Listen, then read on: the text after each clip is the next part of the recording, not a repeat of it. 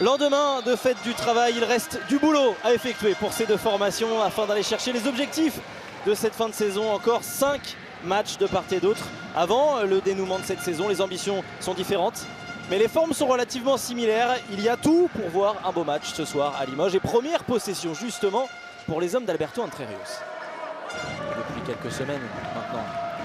Elliott qui m'a confié avant ce match qu'il avait les crocs et qu'il avait envie d'en découdre ce soir et de réaliser la même prestation que la semaine dernière. Emeric Zepfel en appuie tranquillement. Eh oui, dans l'un de ces spéciaux avec pratiquement un tir non pas presque à l'amble, avec la jambe droite devant pour un droitier et puis l'énorme contre. L'énorme contre d'Hugo Brouzet, Antoine Tissot qui monte le ballon. Et 1 et 2 et 3-0 pour le PAUC dans ce début de match. Ça rappelle quelque chose, oui. Ils sont constamment renvoyés par le centre, là où la défense est évidemment la plus dense.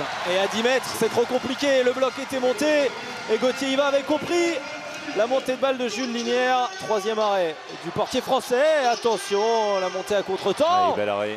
Et la parade de José Basnik. C'est là que les Aixois peuvent faire. Oh, attention, il y a des blancs. Précipitation. Et manque de concentration également, parce qu'à ce moment-là, il faut être capable de cacher un peu le ballon, comme on dit. Bel arrêt de Basnik, mais pas capitalisé par l'action suivante. Un des joueurs qui intercepte le plus de ballons de ce championnat. La passe entre les jambes. Et Andrea Parissini en se retournant dans la lucarne de José Basnik qui envoie. Temps mort indispensable, ça ne va pas. Un 6-0. Un 6-0. On se croirait 24 heures. Saran qui joue un match important. Oui, tous les matchs sont importants en Pro League. Saran qui peut légitimement. Mais encore une fois, l'anticipation. Il sait très bien où ça va arriver. La 6e parade de Gauthier Hiva. Attention, les petites mimines d'Emeric Zepfel qui a bien failli intercepter ce ballon dans les mains de Jules Linière. Et la différence se fait là aussi parce que le gardien fait des arrêts. On est à 10 minutes. On en est à 10 minutes sans but. Sans but pour les Aixois. 10 minutes d'arrêt de Gauthier Hiva.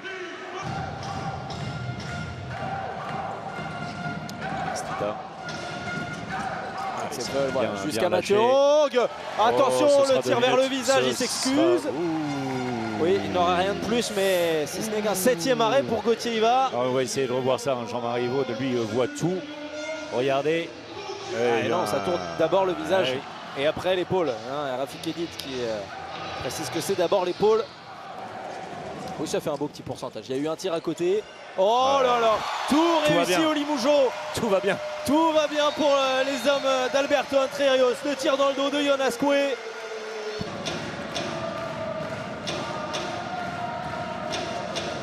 Il va être récupéré ce ballon par les Aixois. Un coup à jouer. Il a monté le Calandadze. La responsabilité d'y aller tout seul.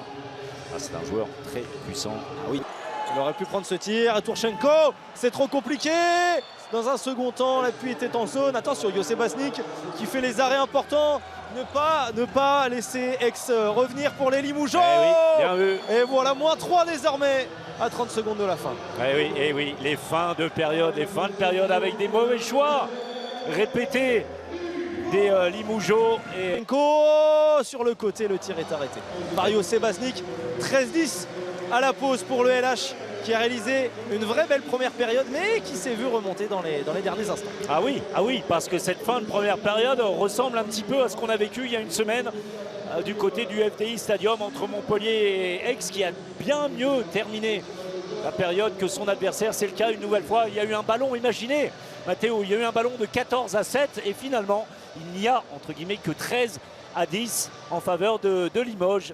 Compris. Notez que c'est Antoine Tissot qui change, qui sort sur la défense. Oui. Avec Sidibé. Encore à la limite. Pas loin, Tourchenko, Jonas Coué. Moins de situations de tir lointain. Alors il suffisait de demander Igor Tourchenko. Voilà forcément les qualités de l'Ukrainien. Dans le centre. Oh mais lui, il a décidé de prendre les chances aux mains. En seconde période, Farouk Youssouf qui réveille Beaublanc en plus. En chaleur, le Nigérian. Impressionné par lui-même. Jeune joueur également, Farouk, d'énormes progrès réalisés par Farouk Youssouf cette saison. Mais on a vu le ballon qui n'est pas réceptionné par Hugo Brouzet, la bonne défense de Jules Minière. Et Maxime Ogando. Oh, attention, il y a le contact, ça va pour Baznik. Oui, tout va bien. Il est quand même allé très loin, Maxime Ogando, sur son impulsion. Ouais, un Baznik furieux par ce ballon perdu. Scory de part et d'autre, un nombre de pertes de balles calculable. Mais on a vu le ballon qui n'est pas réceptionné par Hugo Brouzet, la bonne défense de Jules Minière. Et Maxime Ogando. Oh, attention, il y a le contact, ça va pour Baznik. Oui, tout va bien. Il est quand même allé très loin, Maxime Ogando, sur son impulsion. Ouais, un Baznik furieux par ce ballon perdu. Scory de part et d'autre, un nombre de pertes de balles calculable. Ouais. Igor Turchenko, l'homme de cette rencontre, a la balle du match. Turchenko face à Baznik. Et le 30-27. Oui, rédhibitoire. Oui. Cette fois pour le Pays d'Aix. Et Limoges, après une partie rocambolesque, franchement, qui a dominé longtemps en première période, avant de voir Aix-en-Provence revenir juste avant la pause, et qui va s'imposer dans le brouhaha complet de Beaublanc, avec, pour conclure, une 14e parade de Gauthier Iva. La voici. Limoges n'avait plus gagné à Beaublanc depuis la 20e journée contre Istres.